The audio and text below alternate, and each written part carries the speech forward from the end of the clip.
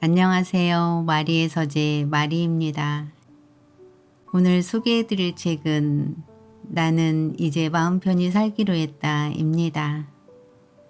저자는 가바사와 시온, 역자는 조혜선, 출판은 북라이프입니다. 이 책의 저자는 유명한 정신과 의사로서 정신질환 및 자살 예방을 위한 정보 제공을 사명으로 삼고 유튜브 채널을 통해 정신의학, 심리학, 뇌과학 관련 지식을 전달하고 있습니다. 이 책은 코로나 바이러스로 각종 스트레스와 피로 등 불안에 시달리는 사람들을 위해 종합 처방전 같은 책으로 단순한 위로를 넘어 즉각 효과를 볼 수 있는 훌륭한 행동지침서가 되어줄 것입니다. 자, 그러면 본문 내용으로 들어가 보겠습니다. 스트레스에서 자유로운 사람이 되자. 일반적으로 스트레스는 없애는 편이 좋다라고 생각하기 쉽지만 스트레스가 전혀 없는 것도 문제다. 왜냐하면 스트레스는 살아가는 데 꼭 필요한 자극을 주기 때문이다. 적당한 스트레스는 뇌 기능을 활성화하고 집중력을 강화하고 기억력을 높인다. 사실 우리의 일상은 스트레스 요인으로 가득하다. 직장 내 인간관계를 비롯해 출퇴근이나 통학, 집안일과 육아까지 무엇이 힘든지 이야기하기 시작하면 밤을 새도 모자라다. 이러한 일에서 모두 벗어나 스트레스의 원인을 없애는 것은 불가능하다.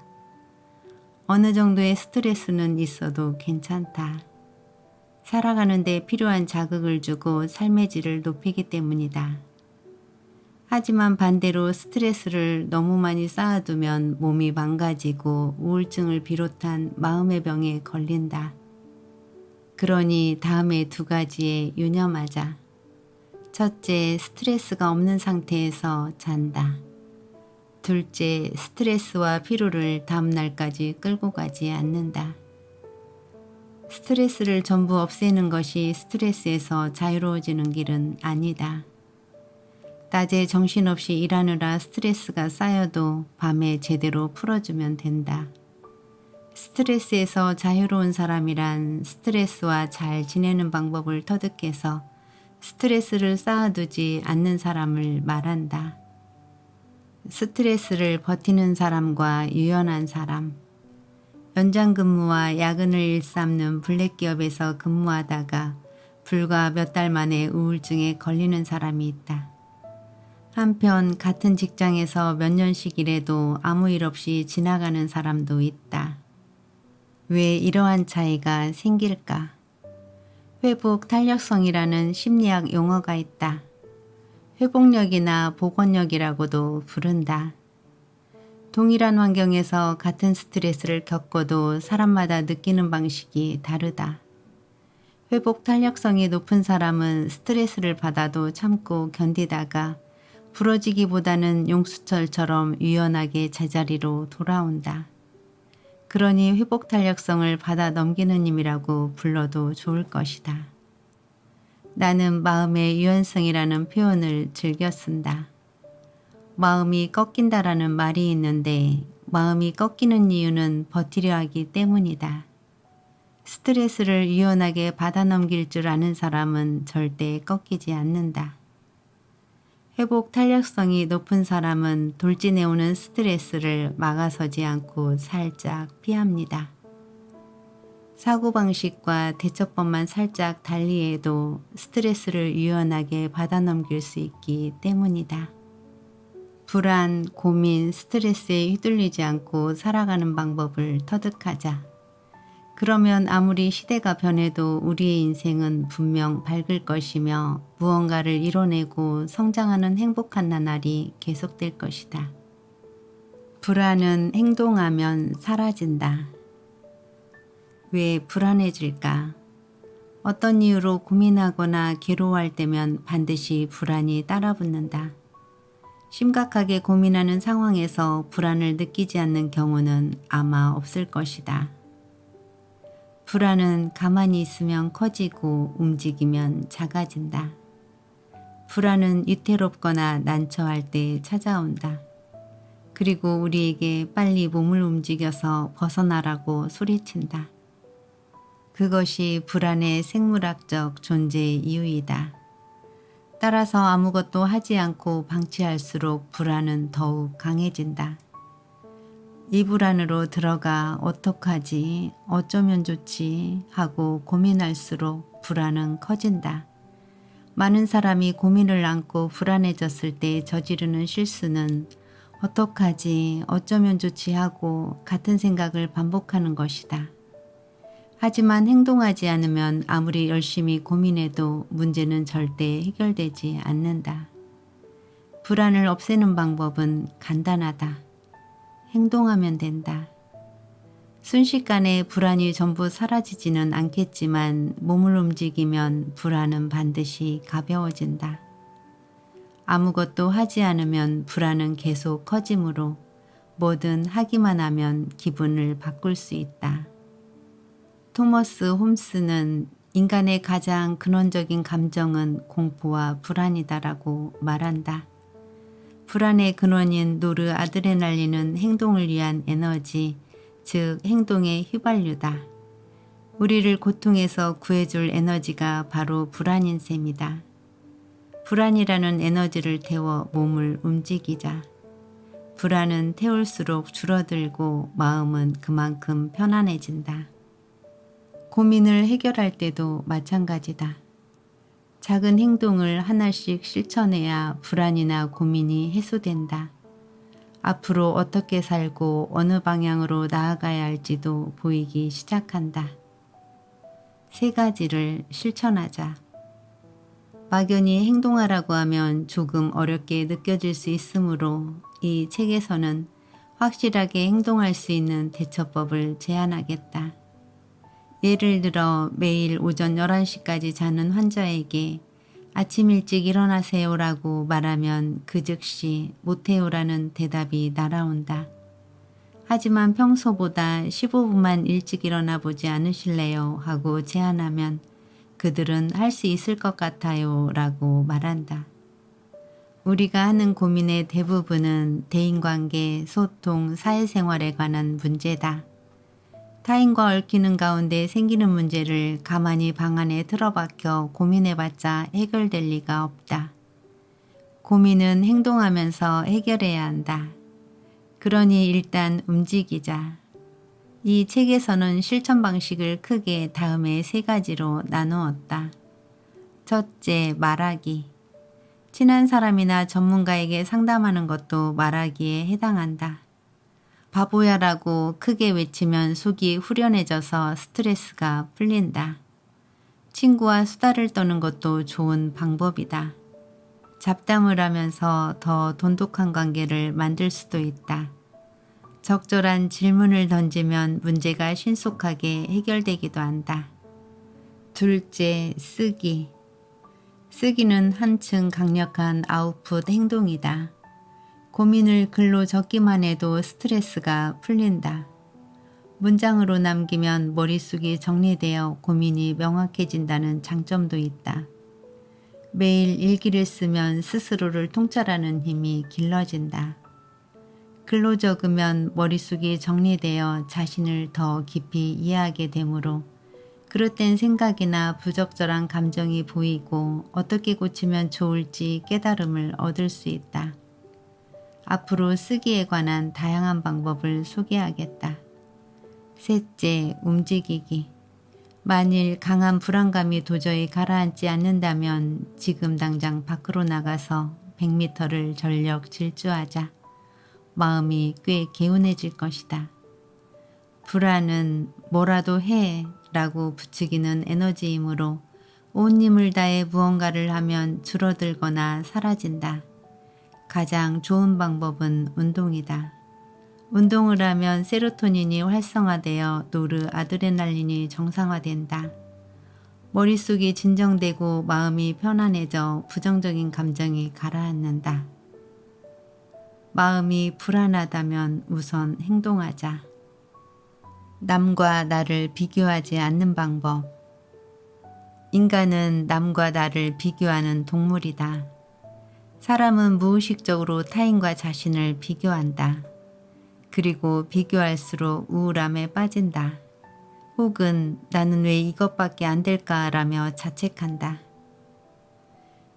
사회 비교 이론의 창시자 레온 페스팅거는 사람이 자신을 남과 비교하는 것은 본능 혹은 무의식적인 반응이라고 말한다.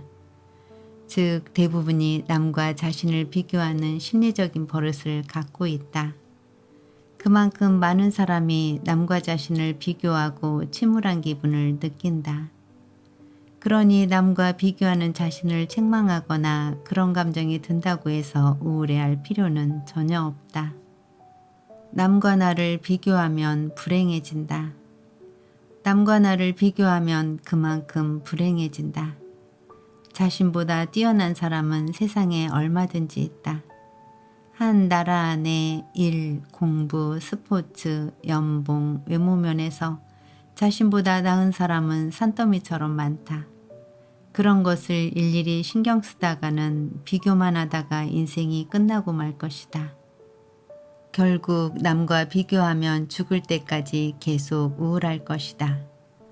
남과 나를 비교할수록 우리는 불행해진다. 자신보다 나은 사람과 비교하는 심리를 상향비교라고 한다. 상향비교에는 나도 그런 사람이 되고 싶으니까 더 열심히 하자라는 마음을 불러일으키는 긍정적인 측면도 있다. 하지만 대부분은 무의식적으로 자신의 결점을 들춰내는 부정적 상향비교로 치닫는다. 그러니 남이 아닌 나 자신과 비교하자. 타인과 비교하면 불행해진다. 그렇다면 어떻게 해야 좋을까? 주변 사람을 비롯한 남과 비교하지 말고 나 자신과 비교하자. 과거의 나와 지금의 나를 비교하자. 3개월 전의 나, 1년 전의 나, 3년 전의 나, 10년 전의 나는 어땠는가? 지금의 내가 부족하다고 해도 3년 전과 비교하면 조금은 발전하지 않았을까? 만약 과거의 나와 비교해도 크게 나아지지 않았다면 지금부터 노력해서 3개월 후의 결과를 내면 된다. 그러면 3개월 전에 나보다 이만큼 발전했구나 라고 말할 수 있을 것이다. 이런 식으로 과거의 부정적인 상태와 비교하면 현재는 긍정적 상태에 있다는 사실이 더욱 명확해진다. 스스로 성장을 실감하면 더 열심히 해야겠다는 의지가 불타오른다. 조금씩이라도 성과가 나오기 시작하면 하루하루가 즐겁고 의욕이 샘솟는다. 남과 비교하면 나의 못난 부분이 두드러지고 과거의 자신과 비교하면 나의 변화한 부분이 두드러진다. 스스로 노력해서 긍정적 성장을 이뤄냈다는 사실을 깨달으면 성장에 더욱 가속도가 붙고 자신감도 생긴다. 나보다 못한 사람과 비교하면 성장할 수 없다. 우리는 때때로 자신보다 부족한 사람과 비교하기도 한다. 심리학에서는 자신보다 못한 사람과 스스로를 비교하고 나서 그보다 낫다고 생각하는 심리를 하향비교라고 부른다.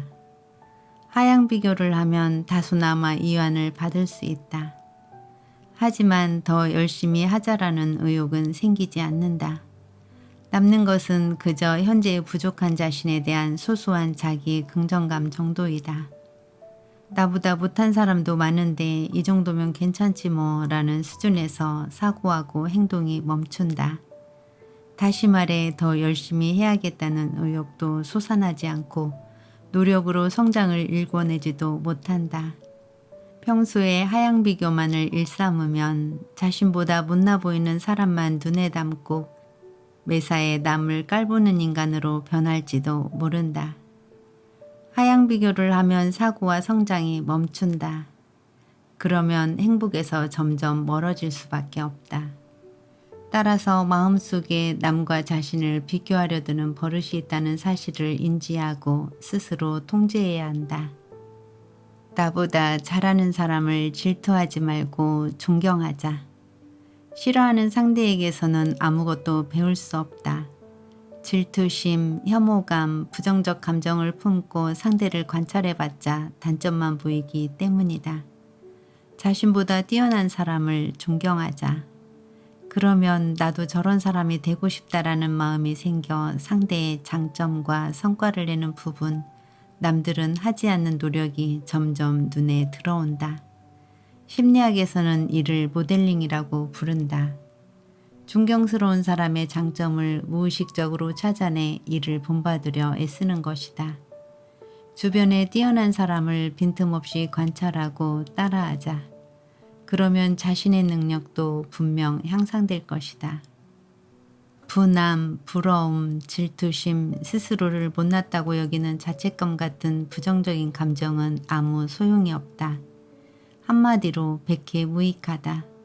남과 자신을 비교하려는 감정은 버리고 중립에 서서 나는 하지 못하고 상대는 해내는 일이 무엇인지를 관찰하고 존경하고 본받자. 남의 의견에 휩쓸리지 않는 방법. 남의 의견을 따르면 불행해진다. 남의 의견에 따라 살면 남의 인생을 사는 것이나 마찬가지이다.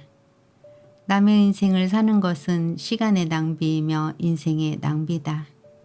남의 의견에 휩쓸리거나 남의 뜻대로 살지 않으려면 어떻게 해야 할까? 우선 사람에 따라 같은 상황을 두고도 각자 다른 말을 한다는 사실을 기억하자. 모두가 자신의 가치관에 따라 마음대로 의견을 말하고 남에게 밀어붙인다.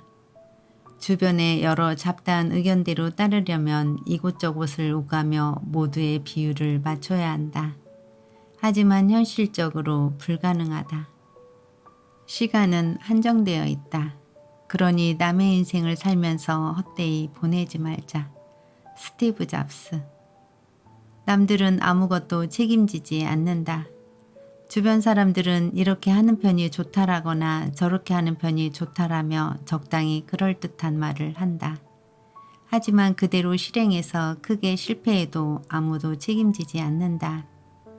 부모님이 원하는 대로 모두 따르면서 살았는데 20년 후에 부모님은 곁에 없을지도 모른다.